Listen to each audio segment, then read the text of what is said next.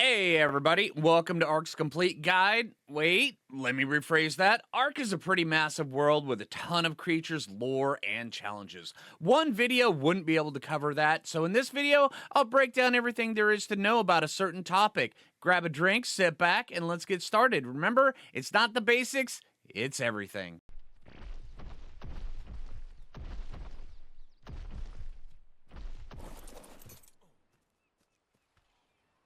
Hey, how's it going, everybody? Welcome to Ark Basics. I'm Phlinger, and well, today we're going to be talking about the Deinosuchus. These guys are absolutely massive.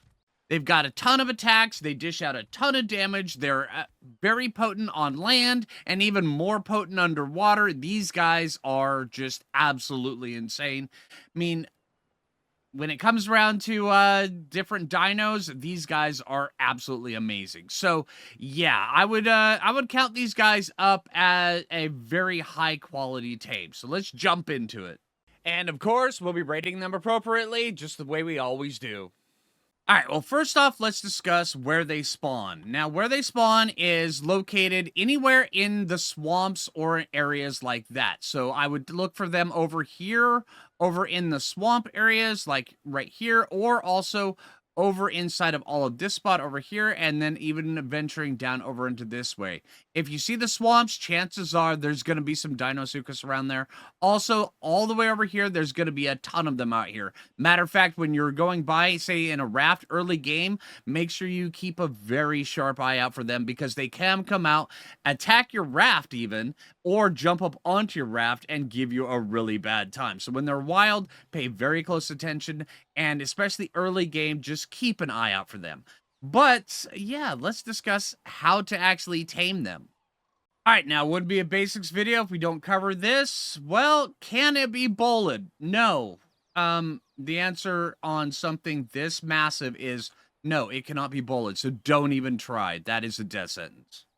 All right, so what you want to do is grab yourself a set of ghillie armor. Ghillie armor helps out a ton. You can do it without the ghillie armor, but I would recommend absolutely doing it with it. Now, these guys are also superior kibble tame, so if you have access to that, I would recommend using superior kibble. You can tame them with prime meat or also mutton, but I would totally recommend using kibble on them, because the prime meat, it's going to be a really long tame and you're going to risk dying quite a bit, because these guys are pretty insane. So once you locate one that you find, you're going to want to tag it and pull it off to a spot where it's just you and them, and you can kind of wander, let them wander, do their thing.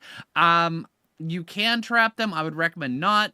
You could create a few bugs with that, but if you wanted to trap them, I guess you probably could. But just letting them wander around on a beach, it just works out really well and is rather easy. Why convolute this process if you don't absolutely need to?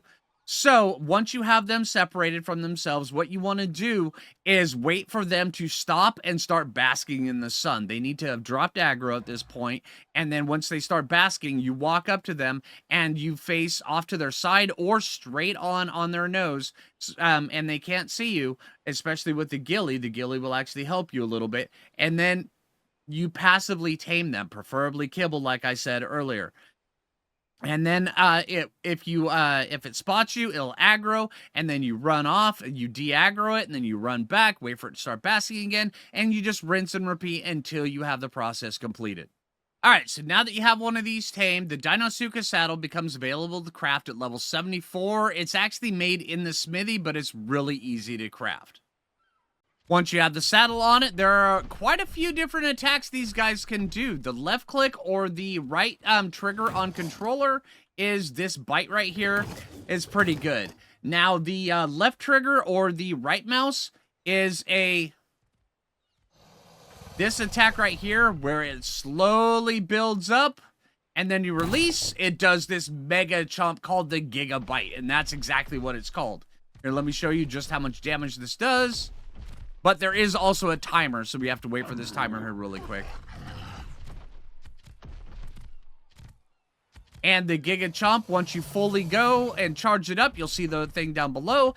Once you hit maximum 100%, it will do this massive bite that'll one-shot a whole bunch of stuff, and then also give a bleed effect afterwards. So if you charge it all the way up to 100%, not only will you get that huge bite, but you'll also have like a thylacoleo and / carno bleed on it, which does just a ton of damage. But if you're in a pinch and you need to do this, you can actually release this at 40% and it'll do a reduced damage gigabyte, but it will still do the gigabyte if you need it in the pinch and you can't wait that full charge up time. So it will do some damage, just not nearly as much. But if you want to have the bleed debuff added to it, it needs to go up to at least 100%. And another cool thing when it comes to this bite, if you are turned to the side with less than 90-degree turn, you will just attack like this. But if you turn 90 degrees and you attack, it will just pivot to the direction that you're looking, even behind you, which, I don't know, this makes it very, very defensible and maneuverable. And speaking of defensible, these guys, they have a whole bunch of natural resistances to different attacks, like arrows and stuff like that.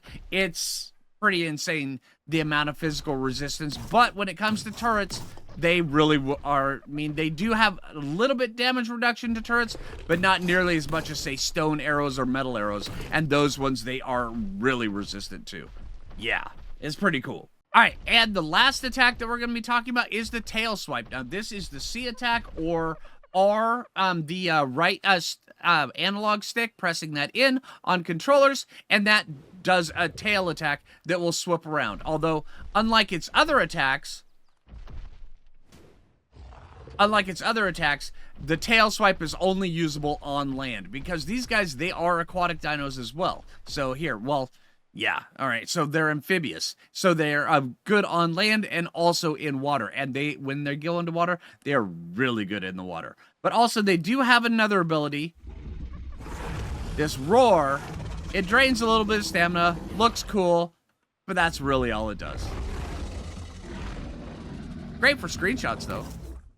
All right, now when you're on these guys and you go out into the water, you'll notice that as in the very center of the screen, it says surface swimming.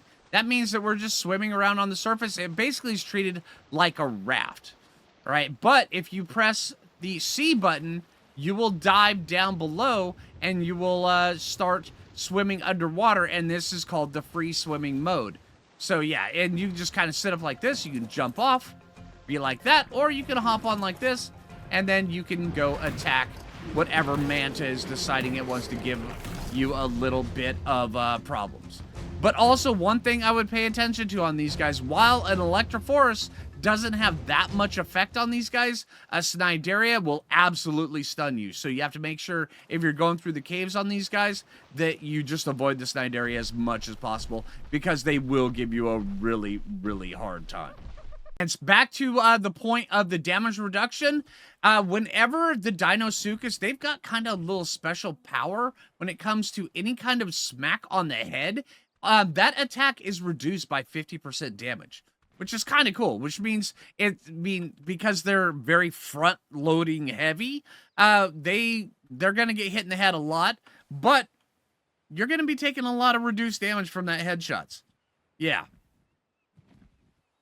All right, now also on topic of their damage reduction, if you are out in the wild and you see one of these things, since they do take reduced damage from bows, crossbows, compound bows, and the like, you make sure you don't want to use one of those in self-defense. What you want to do is whip out either a shotgun or a long neck, because they do not take reduced damage from those, and you're probably going to get the best results from them. Fabricated sniper rifles will also deal full damage to them, but yeah, if you're in a pinch and you need to get one of these guys off your butt, whip out a shotgun and go to town, and hopefully you live through the encounter, because these guys are absolutely terrifying.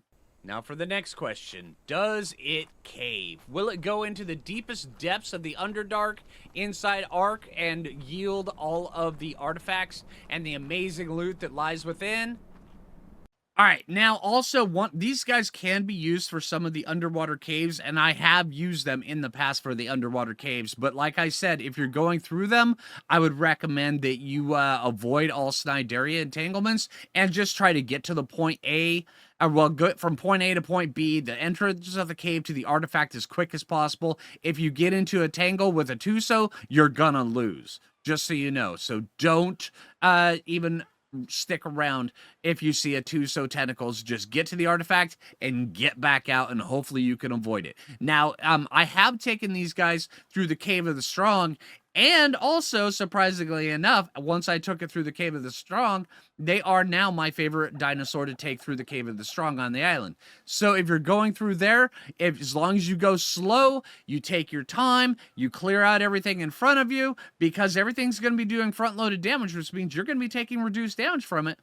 That means that, hey, you're going to be getting through there very easily. So yeah, just take your time, go slow, get in, get out, and yeah, honestly, these guys are really good inside the Cave of the Strong. I was very impressed when I took it through there.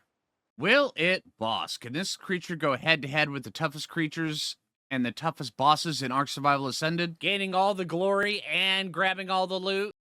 Yep. Yes, it can. I've taken these guys and a small group of them up against the Broodmother, the Megapithecus, and the Dragon, and beaten all three of them. With a much larger group, yeah, all three of those bosses could definitely go down. Also, from what I've seen, they can go down pretty easily through the lava cave, going down to the tech cave, and then also fighting the Overseer. So, yes, they definitely can boss. All right, now for the rating system. Well, the ratings, when it comes to these guys' bite, I would give these guys about a 3 out of 5 for their bite. Their general bite is actually really, really good. Maybe even a 4 on the scale for how much damage they do with their bite. It's kind of impressive. When it comes around to the gigabyte, now this right here is an absolute hell yeah. Top 5. These guys are amazing. The amount of damage that bite can do is just impressive. Their tail whip, well, their tail whip I would give probably about a 4, because not only is it an AoE and it's a side full side AoE, it does just a butt ton of damage and can help you out quite a bit. So yeah, don't be afraid to use that sucker.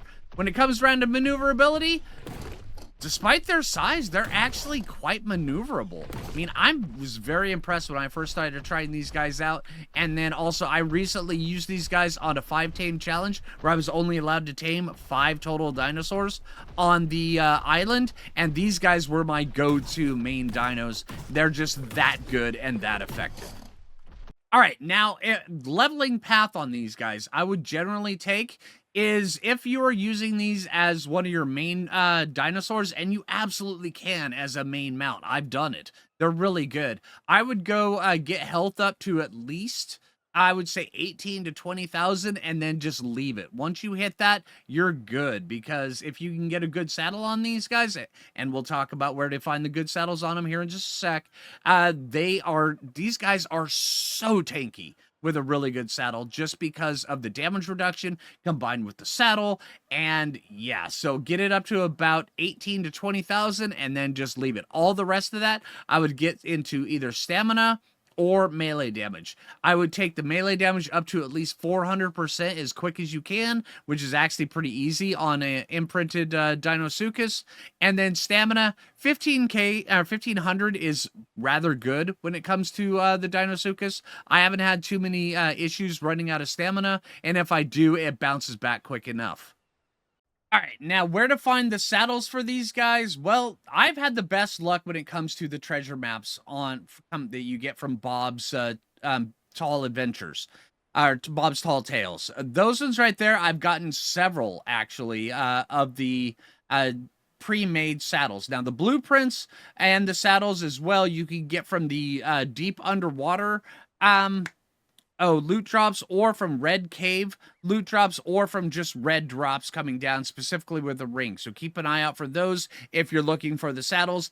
But also, I would like to reiterate, I've had the best luck when it comes to the treasure maps and the Deinosuchus saddle. It just, for me, it seems that that's where I've gotten the majority of mine. So yeah. And there we go. That's the Deinosuchus. These guys are absolutely amazing. They're really powerful. And man, these guys, they feel like you're riding on just a very low form factor Giga. They're really good. Now, they're not super fast when it comes to the land, but when it comes to the water, they're really good. So yeah, I hope you guys enjoy, and I hope this video helped you out in making your decision as to whether or not you want to tame one of these things. So, hey, like normal, if you haven't already, make sure you hit that like button. I really appreciate it. It really helps me out. Make sure you share the video with their friends so where they can get this info as well. And until next time, I hope you guys have a good rest of your day and take it easy, everybody.